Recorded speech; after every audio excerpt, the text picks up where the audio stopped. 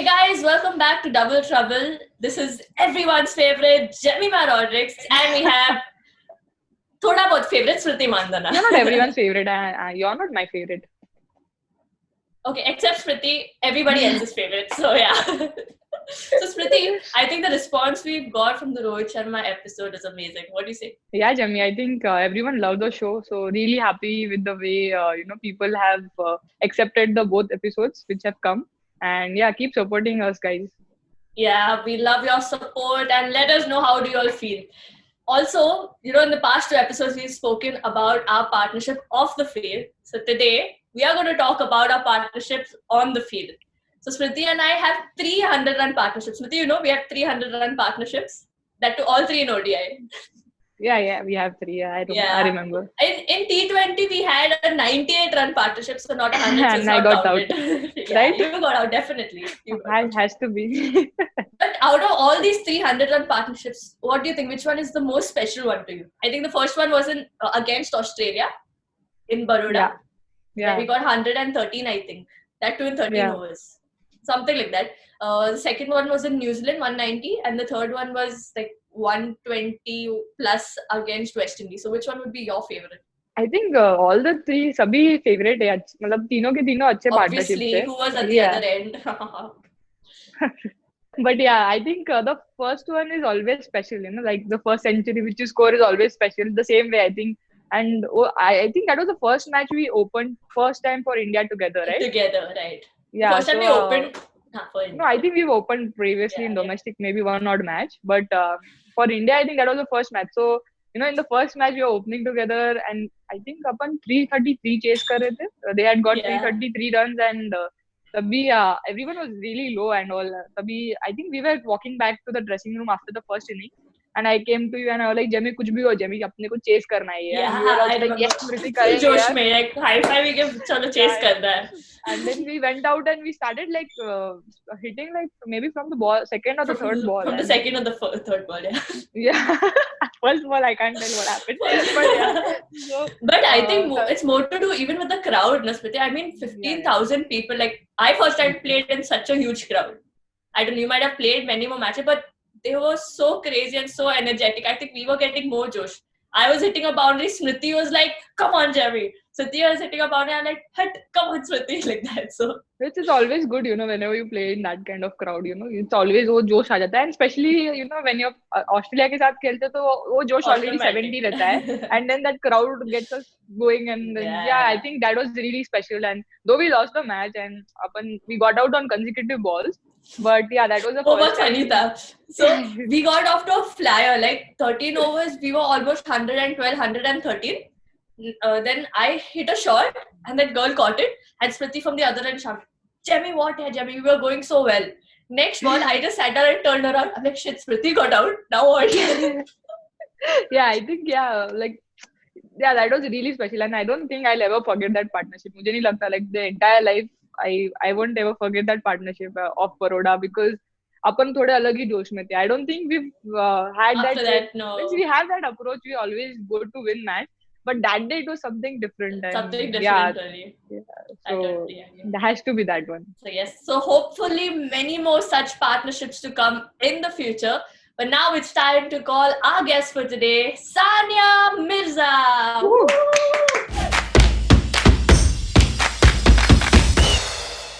So how's been this lockdown treating you? I think this is the hot favorite question at this moment. Yeah. Everyone's just been asking, what are you up to? Nothing. The same like what you said when we were off camera. Just a couple hours of workout a day. I mean, I have a 17-month-old son, so he keeps me on my toes for a good number of hours in the day. And just staying home. Yeah, I mean, I came back from America about 5.5 weeks ago. I came back just in time before the lockdown had started. So I was first in self-isolation for like 2 weeks and then, everything was fine. So then, obviously we've been in home quarantine for the last, 5 weeks. So it's been, I guess it's been tough in many ways, but then there are a lot of people in other tougher situations, right? So yes. And we still have to be grateful. Do you at all need a trainer at this moment? Because your son will be making you run around throughout the house. I don't need a trainer. See, he's here. Oh yes, Hi. so sweet. Hi. Come. She's so sweet. We have a special guest entry today, Smriti, on our Yes. show. Yeah. Say hi. You wanna say hi? Hi. You wanna say hi? Hi, He Zach. likes girls, so there's a good chance you'll get a hi from him. Oh, he's been trained well from the start, I guess. I mean, I didn't train him. It went without. It was a natural process. I'll video call him privately later. I think He's damn two cute, kids will man. go around well. Okay, Two say kids, bye. Say can your go bye. around well. Bye. Bye. Cricket in India is like, a very popular sport, and there's so many other sports like hockey. But choosing tennis, like, how did you choose tennis out of all the sports? I believe you might have had so many options. In my family, so we've had, obviously my husband is a cricketer, but when I started playing tennis, my dad used to play cricket. My uncle was a Ranji player. My dad's, brother-in-law was the captain of the Indian team. So we had a lot of cricket in our family. So the natural progression for me, and honestly, if I was a boy, would have been cricket. There was no other choice. I would have just played cricket.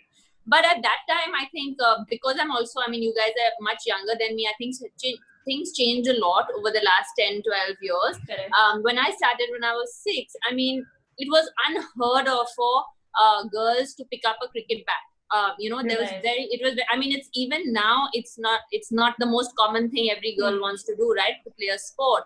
My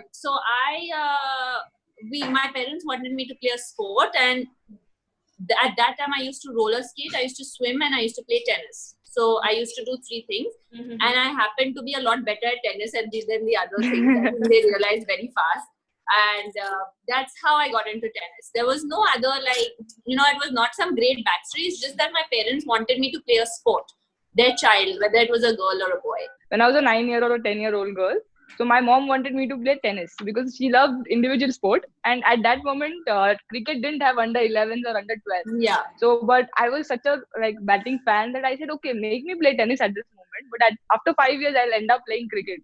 So yeah. So she said to me, no, it's okay. Better you But go. tell me You if play I'm cricket. wrong. Tell me if I'm wrong. Cricket, you can start slightly later, right? It's okay if you start around 11, 12. Because in tennis, if you miss the bus, if you don't play around 5, 6, 7, then it's very rare that you're going to really make a mark. Because that age is very important. I think in cricket you can start anywhere till you're 17, 18, not even 11, 12. Because wow. Okay, so that's.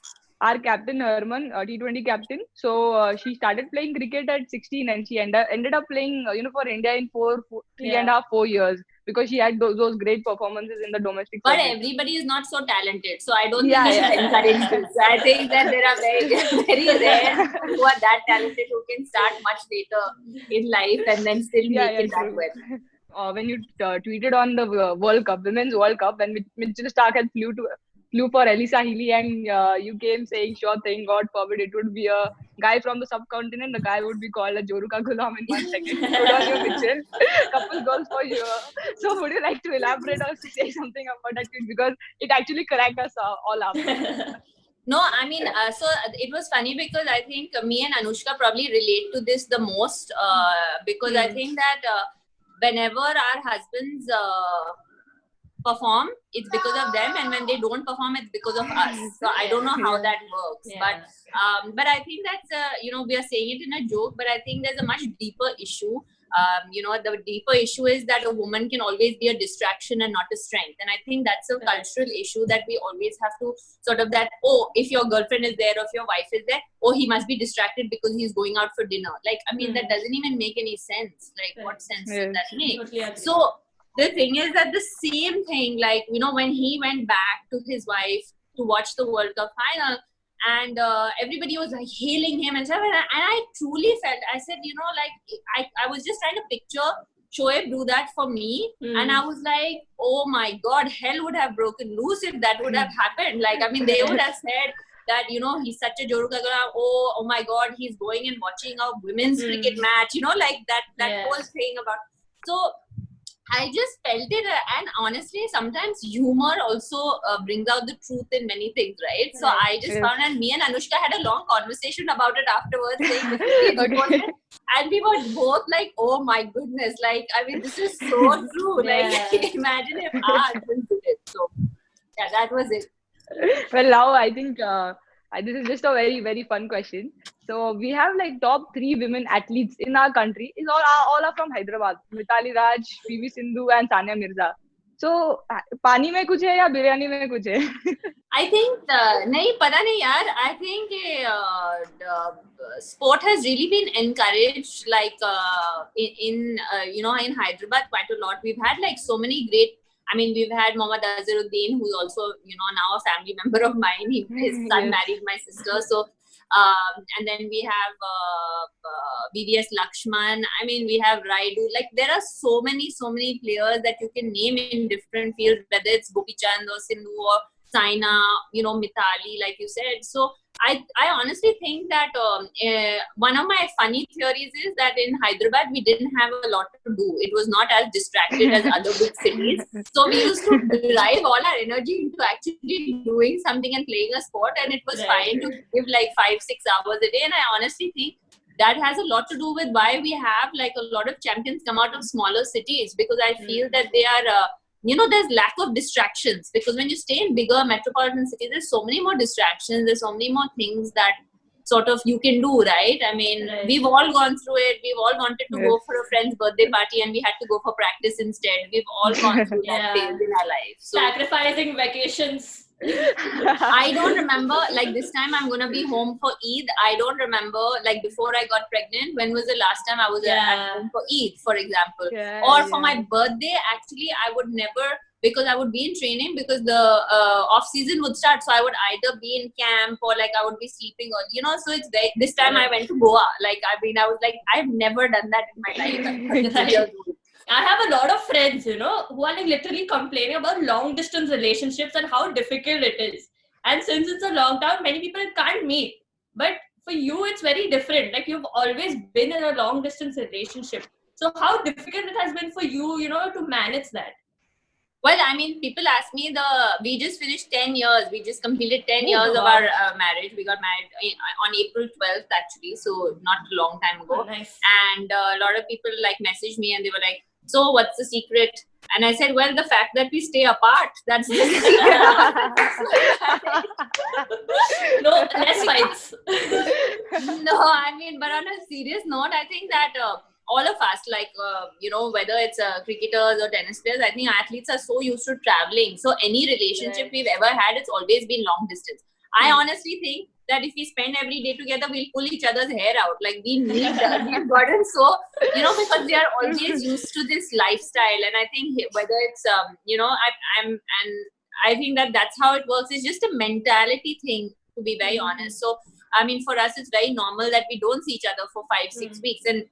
But honestly, now it's getting a little tougher with the baby, because I think that, Shoaib wants to spend a lot more time with him, and it was getting difficult because I was in training and obviously the baby was with me, and he was traveling and I didn't want to travel with the infant with me. Now he's a bit older, so it's a bit easier to sort of travel.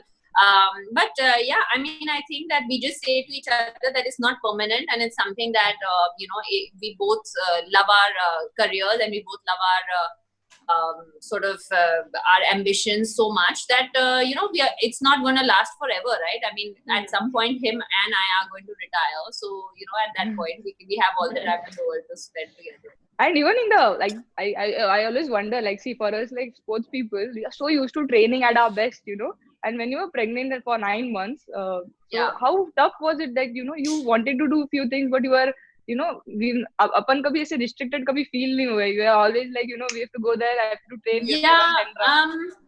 Honestly, the thing is that you'll see when you guys have the baby, you'll see that when you want to have a baby, some priorities in your head change at that point, and you just start thinking differently about certain things and stuff. So we didn't have a baby for a long time in our marriage. We've been married for a long time, like I said, because we were not ready, and I was playing and all that. And but one day I woke up and I said, I want to be a mom today. Like I want to be a mother. So when that clicks, there's so many things in your mind that sort of your mentality change. Believe it or not, 2 nights before I gave birth, because I have a tennis court at home, I woke up at 2 a.m. I couldn't sleep. I was so uncomfortable. So I said, okay, I'm going to go and play. So I took my sister and my dad and I went and hit balls at 39 weeks and 5 days. And I was like, this baby is not coming out. I need this child to come out. And I was like, I just went to, I hit balls for like 25 minutes. And like, and I honestly, it felt so good. So I think that as athletes, we also respond to pregnancy differently. Like I was active, like until 2 weeks before I gave birth, I was walking 5 kilometers every day. I was doing yoga every day. So I think like, our bodies also kind of take pregnancy a little bit more differently than say people who are not athletes, because their bodies are not as strong as well. Yeah. So I didn't feel restricted, but it was very difficult to accept how your body changes. Like that is something that was a huge mental task. It takes a lot to accept that you're not, because all your life you've been fit and all your life you have a certain kind of body and a certain kind of like lifestyle, and suddenly everything changes. So yeah, those 9 months, that is a difficult part. How difficult it was also for you to make a comeback, like after giving birth to your son, and after everything, you said you put on 26 kgs. Like how difficult it was for you? I put on 23 actually. I lost 26, and the day I had a C-section, that was the last day that I ate whatever, because for those 9 months I ate everything. Like I was not like holding back. Like I was like, when am I ever going to eat everything in my life, which I've never done. So I was like eating. So the day in the hospital, the day I came back from the hospital, which was 3 days later, that was the last meal that I cheated on. I mean, I literally 3 days after I gave birth, I said, I cannot, like now I have no excuse. I don't have a human inside me. So I'm not going to eat everything that I see. And I literally started like a healthy diet. I was feeding for the first 3 months. So I needed to be a little conscious with that. But besides that, I started walking about 2 weeks or 2.5, 3 weeks after I gave birth, which is, very rare because I had a C-section. But my doctor was the one who advised me. She said, your body can take it. Don't worry. The first time I stepped on the treadmill, I felt so heavy. And I said, I'm never going to lose weight again. 4 months after that, I lost 26 kilos. It took 4 months. And it was very hard. It took a lot of stubbornness, a lot of determination. Every day, how our households, every day there's like food, there's so much food and my house, so I mean there's constant food happening, like I was on a very, like I had a dietitian, I had a very set, I had only these many calories. I used to do about 2.5 hours of cardio every day, and only that because when you have a C-section for 3 months, you can't use your core. And you literally lose your whole core because it's completely like, it's just soft. There's nothing there. So you have to build everything from like zero again. And then my trainer came after I lost about 20 kilos. My trainer came, and then for 6 weeks I started tennis-based training, which included like everything, like basically everything. And that was like 3 hours a day. And then slowly after like 5 months, I started playing. हम लोगों को like World Cup जीतना is the biggest thing, like biggest dream for us. Like we've reached the final semis, we're not getting to the winning that trophy and being on that podium. But you've already been on the podium, won the Wimbledon. So how did that feel? Like just to know how does that feel like? Because individually, whenever you achieve, you get award somewhere. You want to have that World Cup, तभी वो ऐसा होता है कि satisfaction. But it's gonna happen. You guys know that, right? It's gonna happen. Yeah, it's gonna happen. I think that like you said, I think that we all dream when we are young kids, and whether we pick up bats or tennis rackets, we all dream that one day we'll win Wimbledon, one day we'll win the World Cup, one day, you probably dream of one day I want to play at the Lords, or I dream of that I want to play. So, I mean, I think that we all grew up with these dreams, and honestly, like when that moment happens, it feels like this huge flashback of life happens in front of you, in your eyes, and it happens so rapidly, like all those waking up in the morning at 5 o'clock, going for training. I used to eat lunch in my tiffin box and go in an auto, rush to school. I had like permission to go a little bit later because I used to finish training. Then I used to go straight from school. I used to change in school and go to the tennis court, eat again in the dabba, and then come. So all those struggles that you go through, you know, like of traveling for, you know, in trains for like 40 hours, 45 hours, like just endless, like on like nothing, with no comforts. I mean, literally on like 3 tires, like, you know, just sometimes without seats. I mean, you know, like general all bogie, those memories come back, and it feels like everything was worth it. In that moment, it feels like everything is worth it. I don't know how to explain it in words better than this, but in that moment, it feels that all that you and your family have been through has been worth it because you have reached where you wanted to reach. Right. So, but you guys will feel it. You guys will feel it. I know it. Yeah, hopefully we very soon. experience it soon. Yes. Just the last question, just the very, very important question I feel like I want to ask is, like, how do you like reflect on the growth of women's sport overall? Like, we had the FIFA Women's World Cup, which went really well. Then we have like badminton stars. You are already a star. Then cricket is also, you know, catching up. We got last World Cup was like 86,000 crowd, so that was like huge. So, like, what do you think? Like, how is the women's growth progressed, and what do you think we can improve on, and where can we get? But I think that from when I started, I mean, you guys won't believe it, but I used to play on tennis courts made out of cow dung. Like, we used to literally made out of, you know, we used to have to get tetanus injections to go and play tennis because just in case we fell, there would be like an infection. So, I mean, that's the kind of courts and the facilities that we've come with. So, considering that to where we are today, we've come a long, long, long way. And when I started playing tennis, the only woman athlete, at least from here, from India, was PT Usha. Yes. There was no other person that you had ever heard of, or you know, who had made that kind of mark. And I think that what are we now, 25 years down the line, we are here today, and we can name at least 10 to 15 star athlete women who are from this country. And I think that itself shows you how much we have come, you know, or progressed, you know, from 25 years ago. I think that, like you said, I mean, it's you guys, it's whether it's Mithali is older. I mean, you know, she's someone that I have known and seen for a very long time, and now you guys are kind of taking that baton. And then there's, you know, there's Sindhu and Saina, there's Sakshi Malik, there's Deepa Karmakar. I mean, these kind of names we could not have named before. Like, there was no way. I mean, there was just one person you could name. And so I think that we have definitely progressed. I think that sport for girls is becoming more of an option, career option. Before, I think it was more like, you know, Kali ho jayegi, kyun ja rahi hai bahar? You know, I think we've all faced those questions. Yes. These remarks, I think especially the subcontinent girl always faces. Saying, oh, how much will you make up? My parents were told, what do you think is going to happen? She's going to become Martina Hingis. Like, why are you making her play? She's becoming so dark. She's 12. She's been playing since 6 years now. Bas abhi, like, you have to, you know, like, think of a serious career.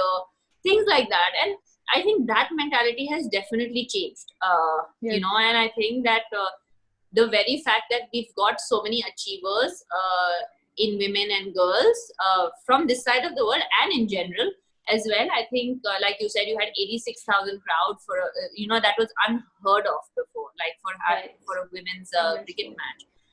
So I think that definitely has changed. I still do think that there is still a long way to go in many ways, you know, whether, and it's a more serious conversation, but when we get into equal pay and like, you know, the money gap that is there, whether it is for, you know, it's not just in cricket, but it's in every sport.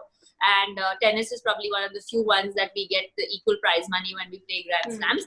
But in general, we don't get equal prize money, only for Grand Slams. I mean, it's, you know, so I think we are still questioned about why do you want to get equal prize money? And I think that until this question exists, we have to keep fighting, you know, because the question should not be why we should get equal prize money. The question is why not? Why not? Why should we not get equal prize money? So I think that is one issue, and then I think the marketing maybe is one other issue. I think that if women's sports gets marketed in different ways and marketed more, there'll definitely be more of a following. And I think that you girls playing the finals the last 2 times at the World Cup is proving that you guys are also really good at something that is a male sport, so to say. That many people talk about. So I think that this all together. Today, we have a responsibility as women athletes to really take this forward and hopefully not make women's sport come backwards. It should only move forward from here. And, I think shows like this, I was so happy when you said that you have 6 or 7 women athletes coming here because I think that's really important, for people to see because the struggle is real for everybody, whether you're a male or a female. I think it was great having you with us today, Sania. I mean, thank you so much for your time. Like, it's so inspiring to hear your story. Thanks for having me, guys. See, somebody's come in my house. I don't know who in lockdown has come in my house. It's so strange nowadays, na? Bell baji ki, who is it? Thanks, guys. Thank you so much. Good luck. Have a good show and be safe. Yes, you too. Thank you so much. Thank you. Thank you. Bye. So, ladies and gentlemen, this is the favorite segment of our show, Questions and Answers with Jemi and Smriti. So, Smriti, you go on, take ahead. First question which has come is from Callis /MSD. A batsman or a batswoman from the past or present you would like to have a partnership with? Very interesting question. I think पुराने सालों में I think Belinda Clark का नाम बहुत सुना था. She was the first to score 200. So it would have been fun to have a partnership with her. And I think from the past, I should love watching Jaya Sharma bat. She was left-handed batter and she's played for India. So yeah, I would love to have had a partnership with her. Now I'll answer the first question. It's by Zama Michael. What is one thing that Smriti does that annoys you? Okay, Zama is my cousin. That's why he's asking this question. Oh God. I call her Granny. So Granny, I'm going to answer your question now. What is one thing that Smriti does that annoys you? Breathe. Okay, next question. What? Breathe? Yes, that's my answer. That annoys me. Okay, next question, Smriti. Go ahead. Second question for me is from Thakur Bhupendra Singh. What goes through your mind when you're not getting runs? Actually, very, very nice question for all the batters. It's very tough time and lot of बहुत frustrating time है. So that time I think that okay, क्या mistake हुई? How did I get out? And how do I get over it? और किस पे गुस्सा निकालूं? So is it Jemi or guys, you know who it is. I mean, no prize for guessing also who किस पे गुस्सा निकालूं. Actually, when that happens, I sit quietly. I don't mess around with Smriti. So yeah, no, but yeah, on a serious note, it's a tough time for a batter if you're not got runs. So we definitely go back to nets and try and see how we can get going and get better. Okay, so my question is from Mayur. Can Jemi speak Marathi? Smriti, what do you say? Do you want to praise my Marathi? She's very bad at Marathi. She's very bad at Marathi. Don't even try, Jemi. काय सांगते तू ग? मला मराठी इतकं छान येतं ना ग की मी काय सांगू? काय सांगू मी? I am speechless. Okay, Smriti, next question. Third question I have from Naomi. She's my KSL teammate from Western Storm. She's asked me, why do you always sleep in the changing room? So I don't know. Actually, I've not slept always. But जब भी बारिश होती है, I think rain delayed matches. I think why to waste your energy thinking कि match का क्या होगा, कब start होगी? So I rather prefer just sleeping off and just like maybe getting up whenever the captain says कि चलो अभी half an hour or there's 1 hour. The truth is, Naomi, that I'm not around to keep her awake. So that's the truth. Come on, in the Indian team also I sleep, Jemi. Not in the dressing room, not when I'm around. ठीक है चलो, I can't deny it because मुझे ज़्यादा भी तेरा ये नहीं करना है इधर. Okay. The next question is by Fioba. I don't know how to pronounce it properly. Feobha. So please forgive me if I pronounced it wrong. What was the longest time that you were made to sit quiet? I think Smriti can answer this better. Smriti had literally given me a challenge once. She's like, okay, Jemi, I'm keeping a stopwatch over here. you have to sit quietly for 10 minutes. And I failed that test. So you can imagine what's the longest time. And even in the quietly. 5 minutes which she was quiet, उसमें भी Jemi मुझे दमशरात से चीजें बता रही कि this is English, this is Hindi, and all of that stuff. So अभी she No, can't but be I quiet, think basically. the only time I am quiet is when I bat or after getting out early. Yeah. Like that When I'm very quiet. When she's out, you like Jemi sadme mein hoti hai. Smriti struggles so much to, with a stupid lame joke. She'll crack the joke, but I'm still like, okay, yeah. So after me getting out is the longest, I think. And that night, now how you try and explain me. Okay, bye. Let's go. Should I give a glimpse? That's it for today. So that's it for today, guys. Hope you guys enjoyed our show and this episode. Please let us know. Do subscribe, do comment, and let us know what you feel about this show. Till then, this is Little J and Smriti Mandhana signing off.